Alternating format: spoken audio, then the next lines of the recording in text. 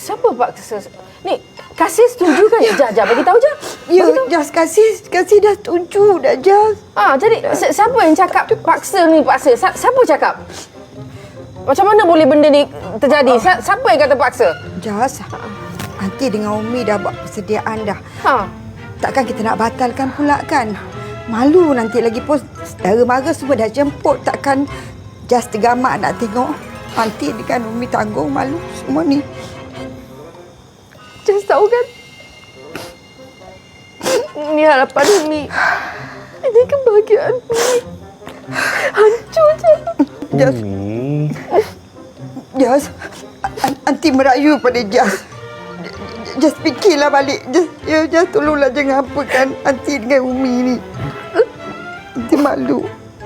Aku malu ya. Aku malu juga, Jas. Ya, aku tak tahu nak letak muka aku. Ya Allah. Aku astagfirullah. Ujian apa kita, Jas? Astagfirullahalazim. Astagfirullah. Tak sangka kita diuji macam ni. Kita sangka, Jas. Astagfirullahalazim.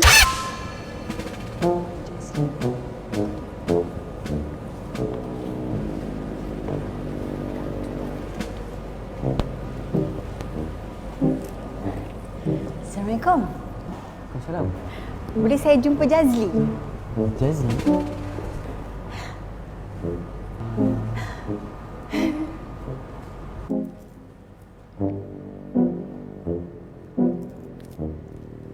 Suara sangat tahu, terpaksa kacau awak. Saya rasa saya mesti bagi tahu awak benda ni juga. Sebab saya tak nak sejarah mungkin berulang. Sejarah apa lah tu agaknya kan?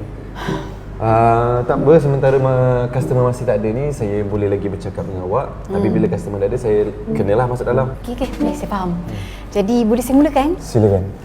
1, 2, 3. Awak tahu tak, saya dengan abang awak sebenarnya ada isu tau sebelum ni. Mak awak lah. Mak awak cek saya. Saya ingatkan apa dah tadi. Awak tahu tak, mak awak beritahu dekat yang mami saya ni, dia tak nak bermenantukan keturunan yang bukan Sharifah. Betul lah tu. Habis tu macam mana awak nak kawan dengan adik saya Fatimah kalau macam ni?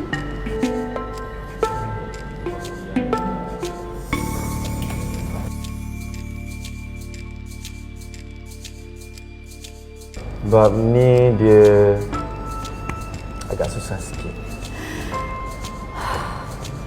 Habis tu sekarang ni macam mana? Macam mana awak nak kawan dengan adik saya? Tapi mak